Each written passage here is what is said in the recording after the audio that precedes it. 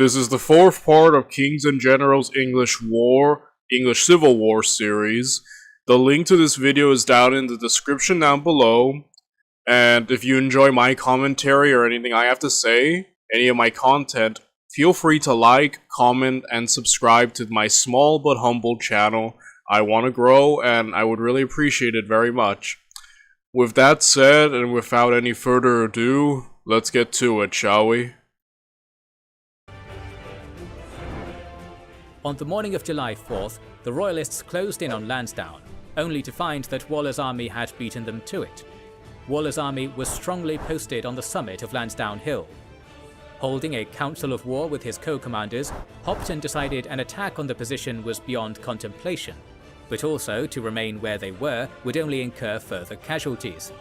Just after midday, the Royalists pulled back to Marshfield, with Hopton covering their withdrawal. Waller knew that the Royalists would try to make a move to capture Bath from the north by advancing along the ridge of Landsdown Hill. And so, just after dawn on July 5th, he manoeuvred his army along the Roman road which runs through Landsdown and set up on the north escarpment in order to counter a Royalist advance from Marshfield. At the top of the hill, Waller instructed his foot companies to build crude breastworks astride the road ascending the hill, while simultaneously throwing out a cavalry screen to probe the Royalist picket outposts. Waller's horsemen soon located and engaged the Royalist outposts and began skirmishing with them, harrying them back onto the main Royalist body at Marshfield. Roused into action by this challenge, at 8 AM, Hopton deployed his army, setting it in motion towards Landsdown Hill. He used Tog and Freezing Hills as the axis of his advance on the Roundhead lines. Skirmishing continued inconclusively around Tog Hill for another 2 hours, but Hopton and his co-commanders knew they would gain little from these small actions, besides exhausting their limited ammunition supply. At 10 that morning, the Royalists began to withdraw back to their camp at Marshfield to rethink their strategy. But before Hopton's army had moved even a mile, Waller sent out most of his horse and dragoon squadrons in pursuit. The timing of his attack was perfect. The Roundhead horsemen sent shockwaves of panic and confusion surging through the ranks of the Royalist rearguard. Only a stout defence by Hopton's Cornish foot regiments in the centre, and a timely intervention by Lord Carnarvon's regiment of horse prevented Hopton's withdrawal from turning into a complete rout. Gradually, more and more Royalist units wheeled about and rushed to join in the action raging at Tog and Freezing Hills. Eventually, the parliamentarians were driven back after hours of bloody combat. The parliamentarian horse squadrons were steadily pressed back along Freezing Hill, and soon came under a galling enfilading fire from Royalist cavalry and musketeers. Okay, yeah, sorry, I'm just watching this play out.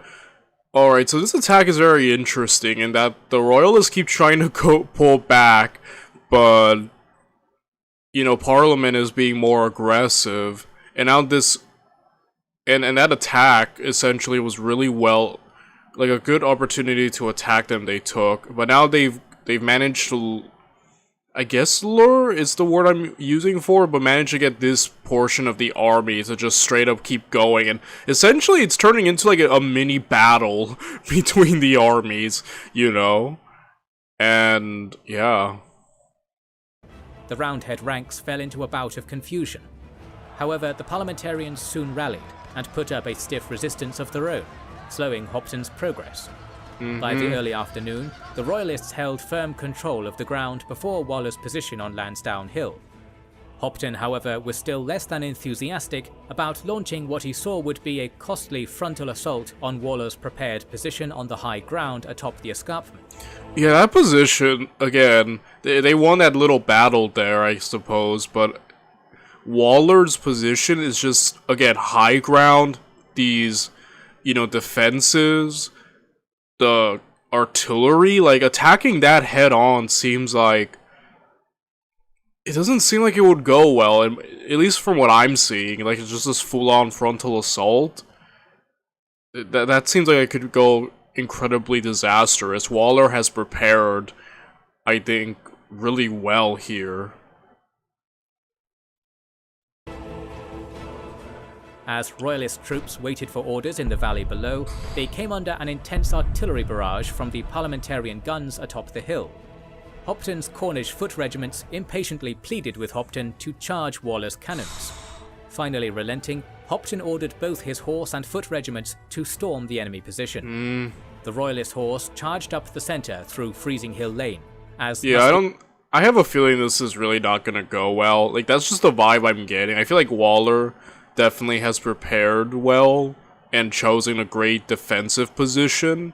I could be wrong, though, like I said. I don't know how any of these battles turn out. I only know at the end Charles loses. That's all I came into this series knowing. The specific battles and everything, I don't know. But I'm just speculating that I don't think this is gonna go well for the Royalist. Okay, I could be wrong. Let's find out. Musketeers attempted to drive out the Roundheads from the woods on either side of the road. It was hoped that the infantry would then be in a position to outflank Waller's line.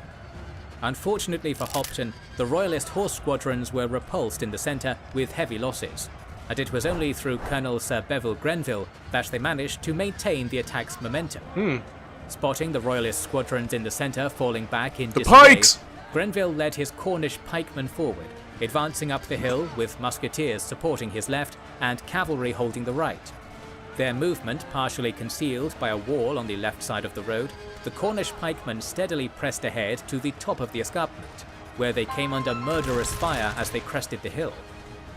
I love pikes, they're my favorite weapon. I don't know what is it about the long pointy sticks, but for those of you who are new, yeah, I'm a huge pike lover. My favorite weapon. I'm really sad that they went out of style. You know, especially like around the end of the Spanish Tercio, and you know, I mean they continued on with the Swedish and during the time of the Great Northern War, but you know what I mean. I don't know, what is it about the long pointy stick, but I just deem it the king of weapons. It's my favorite. I won't go into much of it. For those of you who have followed and have been around for a while here, you know my obsession with pikes. Yeah. The advance came screeching to a halt, and Sir Arthur Heselridge's regiment of horse charged the stubborn Cornishmen. Yes, it's the cavalry, dude. Having these cavalry reserves, can prove very invaluable at the moment, right? Considering that it seems like all the enemy's forces right now are like committed, having reserves is kind of OP sometimes in situations like this, at least to drive them off, right? 3 times, as the Royalists tried desperately to cling to their position on level ground. Grenville was killed, fighting as the head of his pikemen. Crap. Oh, that's not good. For a decisive moment, Grenville's defence had broken the offensive spirit of the Parliamentarian horse squadrons. Waller began pulling his men back to cover behind a stone wall, about 400 yards behind his breastworks. Alright. The Royalists were now facing... Okay, but there's more defenses to go, but they did make headway, but they lost some... Oh, man.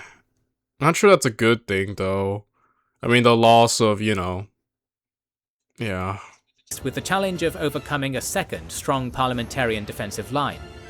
The battle was grinding into a stalemate, as the exhausted Royalists were unable to muster the strength to press onwards against a second enemy line of defence and be subjected to even more withering fire. The lull didn't last long, with Waller deciding to withdraw his army along Landsdown Hill back towards Bath.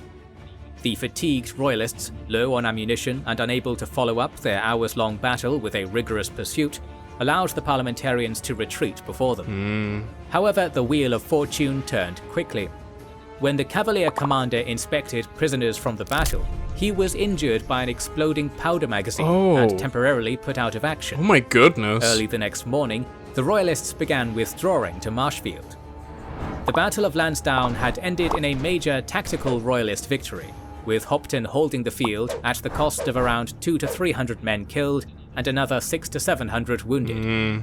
However, Waller believed that Landsdown was a strategic victory for the parliamentarian cause.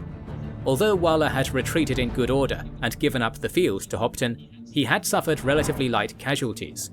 The Royalists had been stopped in their attempt to capture Bath, and they had now become more concerned with safely withdrawing their army intact rather than conquering the parliamentarian stronghold. Yeah, I would agree with that assessment. About the strategic and tactical victories.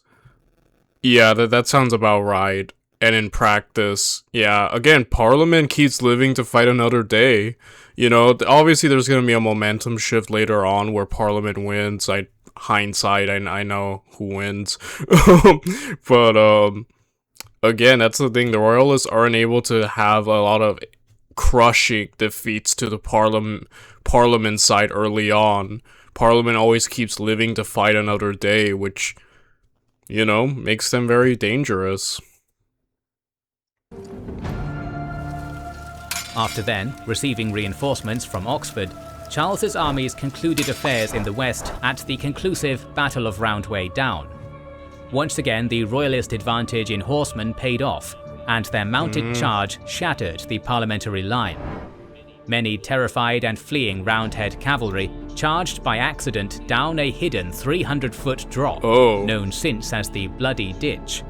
With that, the Western Association army was utterly crushed. Oh dang, holy crap. I'll say though, like definitely the Royalist forces seem to have cavalry on their side at the moment. I'm really liking this series, guys. I'm really looking forward to seeing a bit more of how it goes. But yeah, I guess we'll see. Huh. Continuing tomorrow.